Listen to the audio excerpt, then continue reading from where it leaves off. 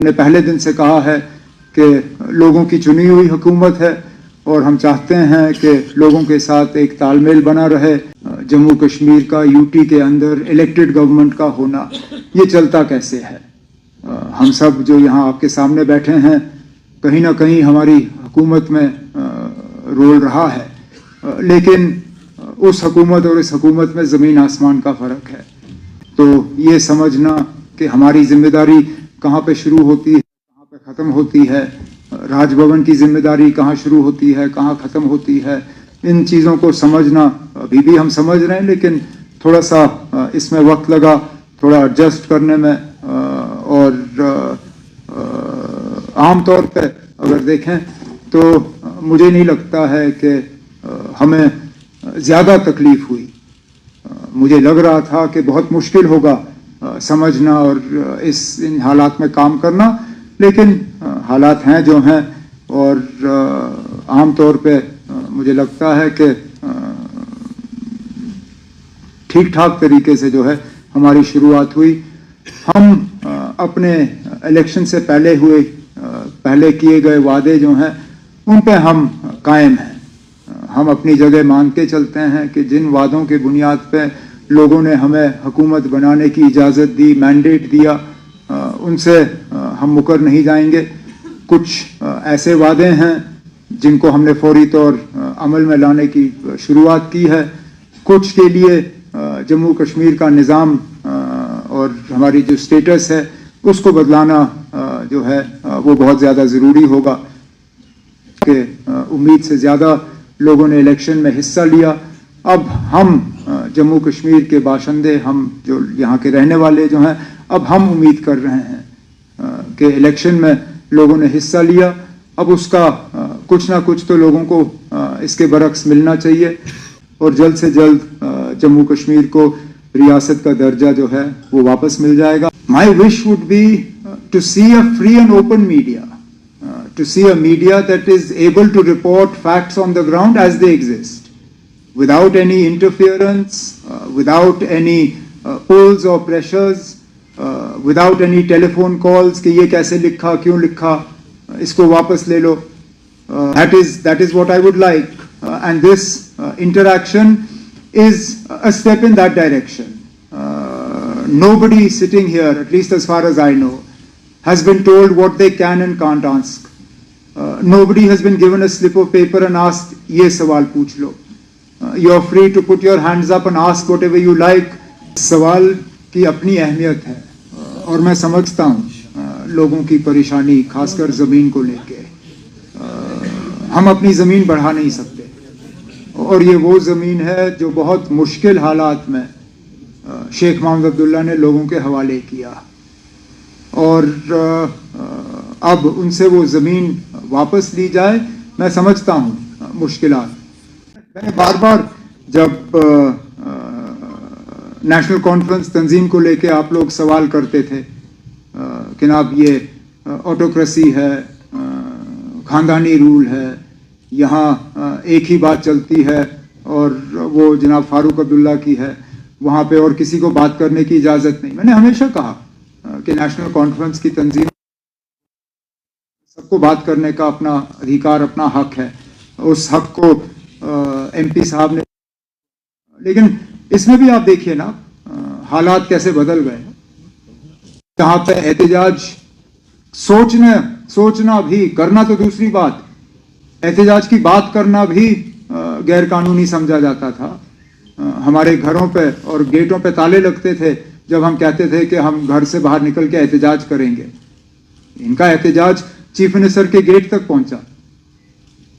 मेरे गेट के बाहर एहतजाज करने के बाद मुझसे उनकी मुलाकात हुई।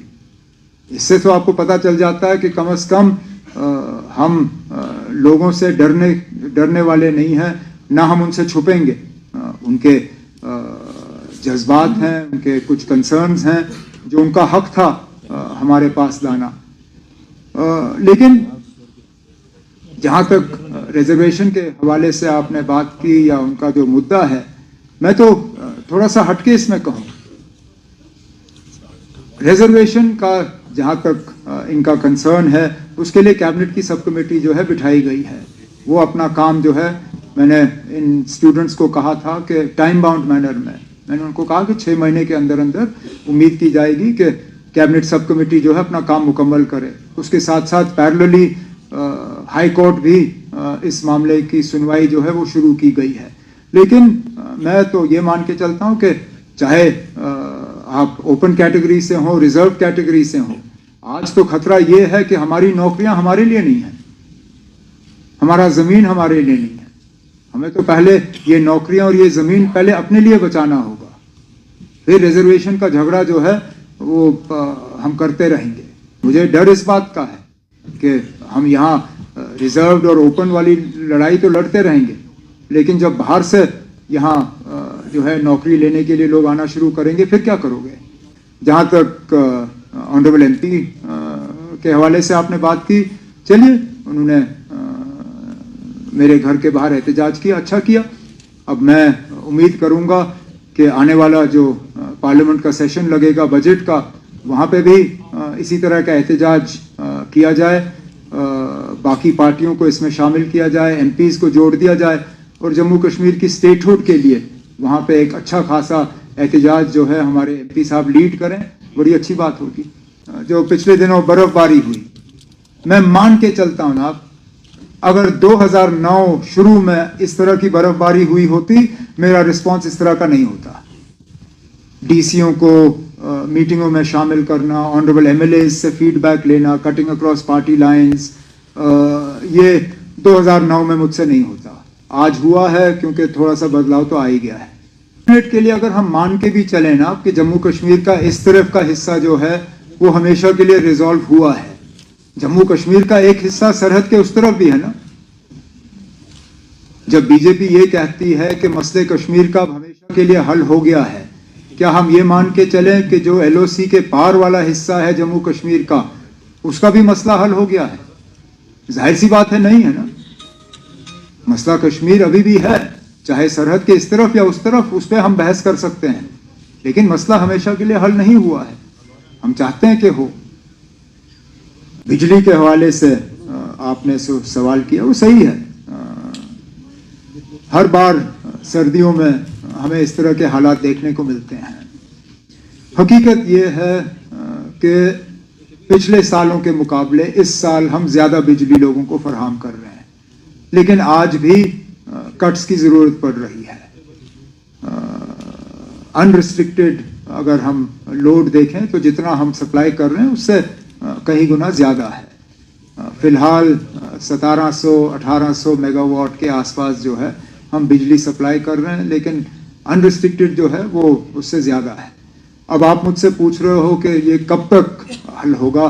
जितने ज़्यादा हमारे जो पावर प्रोजेक्ट्स जम्मू कश्मीर में बन रहे हैं, जितनी जल्दी वो कंप्लीट हो जाएं, तो कम से कम अगर सर्दियों में उनकी जनरेशन कम हो, गर्मियों में हम वो पावर जो है हम बैंक कर सकते हैं, जो कि हम करते हैं। कोशिश की जाएगी कि हर साल हम ज़्यादा बिजली जो है वो बैंक करें, ताकि सर्दी में हम उनके पास छोड़ दें, गर्मियों में वो बिजली जो है हमें वापस मिले। लेकिन मीटरों के हवाले से आपने बात की, ये हकीकत है। फ़िलहाल हमारे जम्मू कश्मीर के जो AT&C लॉसेस जो हैं वो 50% से ज़्यादा हैं। मतलब हर रुपए बिजली जो हम सप्लाई करते हैं उसमें से हम मान के चलते हैं कि 50 पैसे हमें वापस नहीं आएंगे। हालांकि हमारे मुकाबले में जो रियासतें हैं उन्होंने इस नंबर को अब 10, 15, 17% पे उतारा हुआ है। हम आज भी 50% से ज़्यादा हैं। तो हमारी भी कोशिश रहनी चाहिए कि कम से कम हम भी 20% से कम अपनी AT&C लॉसेस को लाएं, ताकि और ज़्यादा बिजली हम लोगों को सप्लाई करें। इसके साथ साथ हमने जो अपने मंशूर में वादा किया है 200 यूनिट्स बिजली देने का, वो तो तभी होगा अगर मीटर लगा होगा, क्योंकि जहां अग्रीमेंट होगी वहां पे हम यूनिट्स मेजर नहीं करते। हम यूनिट सिर्फ वहां मेजर करते हैं जहां मीटर लगा हो। तो हम जब मार्च के महीने या अप्रैल के महीने में अपना ये स्कीम जो है इसको रोल आउट करना शुरू करेंगे, जाहिर सी बात है जहां जहां मीटर लगे होंगे उन्हीं को इस चीज़ का फ़ायदा होगा। तो जितना लोग मीटर की तरफ जाएं उससे जम्मू कश्मीर को तो फ़ायदा होगा ही होगा, लेकिन उन्हें भी फ़ायदा होगा मीटर का। शेड्यूल पावर कट सिर्फ तब होते हैं या तो हमें सिस्टम जो है उसकी मेंटेनेंस के लिए कट लेना पड़ता है, उसके लिए भी डिपार्टमेंट को कहा गया है कि पूरी तरह से इसको एडवर्टाइज करें ताकि लोगों को पता चले किस इलाके में कहाँ पे शेड्यूल के मुताबिक हमें मेंटेनेंस के लिए कट लेना पड़ेगा। अनशेड्यूल तब होता है जबकि या तो ट्रांसफार्मर जल जाए या कोई सिस्टम में फेलियर हो, उसमें कोशिश की जाती है कि जल्द से जल्द जो है उसको दुरुस्त किया जाए और बिजली का सप्लाई जो है वो रिस्टोर हो। Obviously dual centers of power are not to anyone's advantage. If a government or any organization with dual systems of power was an effective means of governance or management, you would see it everywhere. The organization you work for, it has a chain of command, but ultimately authority is with one person. I mean, whether it's in government, whether it's in business, whether it's in sport, whether it's in the security forces, ultimately systems work better when there is a single point of command. This is one of the sort of peculiarities of a union territory, that dual systems of power are built into the structure, which is why in my opening remarks I did mention that it is a learning sort of period for us, understanding where our authority begins, where it ends, where the authority of Raj Bhavan starts, where it ends. That said, I think some of the prickliness is more a figment of imagination than reality.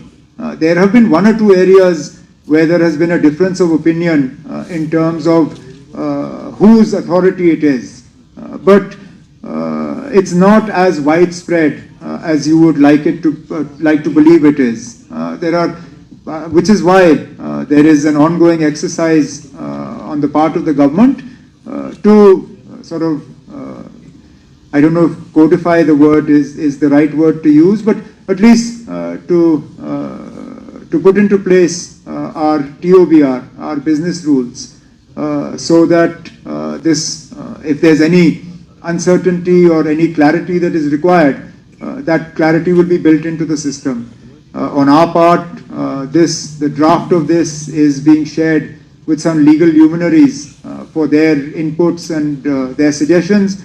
After it's framed up, then we'll send it in the correct scheme of things. It has to go to the Honorable Lieutenant Governor, and that's what we'll do. I mean, I understand that the holidays became a big story. Yes, in an ideal world, we would have liked to have had those 2 holidays because it's part of the emotional attachment we have and it's part of Jammu and Kashmir's history. That said, I don't believe either the martyrs of 13th July or Sheikh Mohammed Abdullah require one day to be remembered. Everything we do in some way is a continuation of their sacrifice for us. Every time a farmer goes out and tills his land or her land, it's part of Sheikh Abdullah's legacy. Every time children go to school and receive a subsidized or free education, it's part of his legacy. This hall that we're sitting in, it was conceived and put into place by him. It's part of his legacy. So his legacy doesn't begin and end on the 5th of December. And similarly, of the martyrs of 13th July. And that's how it is. I think it's important to understand that the National Conference Manifesto was based on a 5-year term of government. Not 5 weeks, not 5 months, but 5 years. That said, we're also aware that there are certain sort of time frames that we are supposed to adhere. First month, first 100 days, first 6 months, first year. And therefore, some of the things that we had promised may be symbolic but still important to us. The resolution in the first cabinet meeting for statehood, the resolution in the assembly for special status and constitutional guarantees, the reversal of the school zone. We were actually going to go ahead with the power announcement, but we felt that it was more important to actually